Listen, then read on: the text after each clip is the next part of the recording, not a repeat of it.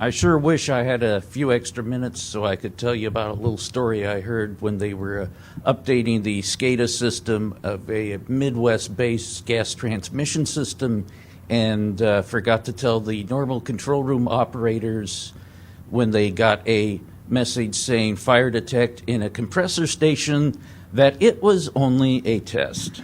Created quite a stir. Okay.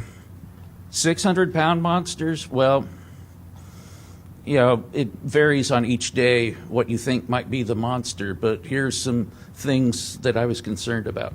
First, a little bit about me. I first got interested in pipelines when I saw infrastructure of pipelines in various places, and started doing some hunting, and then found the National Transportation Safety Board reports on pipeline accidents and read as many as I could. And I was quite concerned about the problems of connecting the dots or repeats of the same kind of problems over and over again in some of the reports.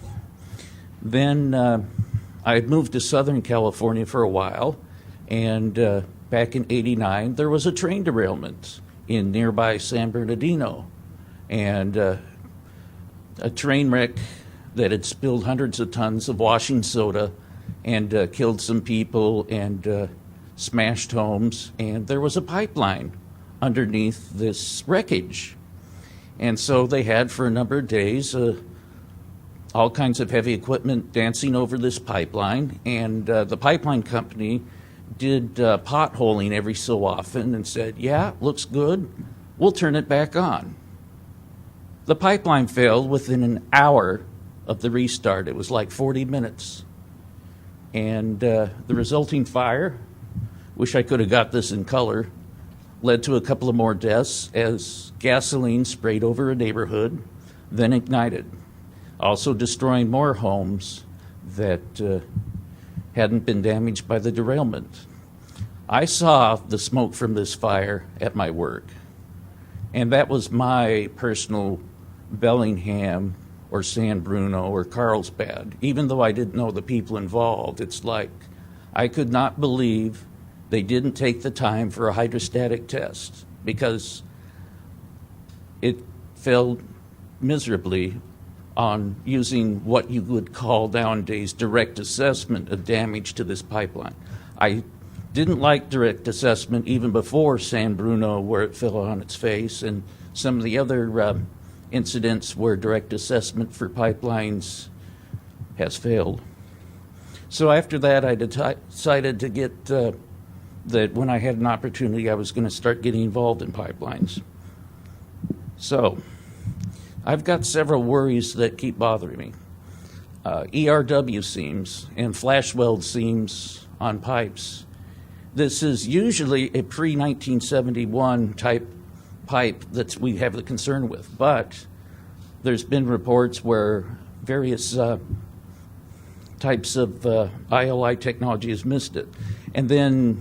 But yet the smart pigs are getting better, so there is hope. But the thing is now, is spike testing enough? And then secondly, should we spike test pipelines that have this ERW seam pipe, even though it hasn't had a failure? Good question. And it still seam failure. There was a Jones and Laughlin based type of pipe, which is one of the known bad batches that failed recently. Now this is the infamous Carmichael, Mississippi failure. But now we might be reinventing the wheel, because we're now seeing on more modern pipe lack of fusion joints. When they were x-raying girth welds on one particular Midwest pipeline, they noticed that there was this defect. Second, locate failures. We need to look at that. I'm not excusing Yahoo with a backhoe from not calling, but what I'm saying is that what if they call and there's still a disaster? We need to think about that. And there's a lot of confusing factors. And never go by a map. I don't know why, but some people are just given a map and told go dig. And then finally, depth of cover. This looks like it could be a problem. And in some areas, you don't have to call 811 if you're not going to dig below a certain depth. But what if that pipeline only has 6 inches of cover on it?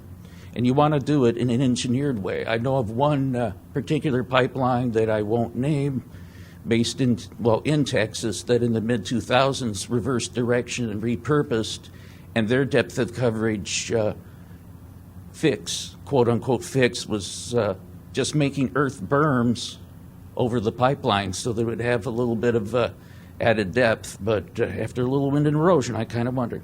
And finally, you can find me on the web, so to speak. I've been working on extensively on a Wikipedia list of accidents in the U.S.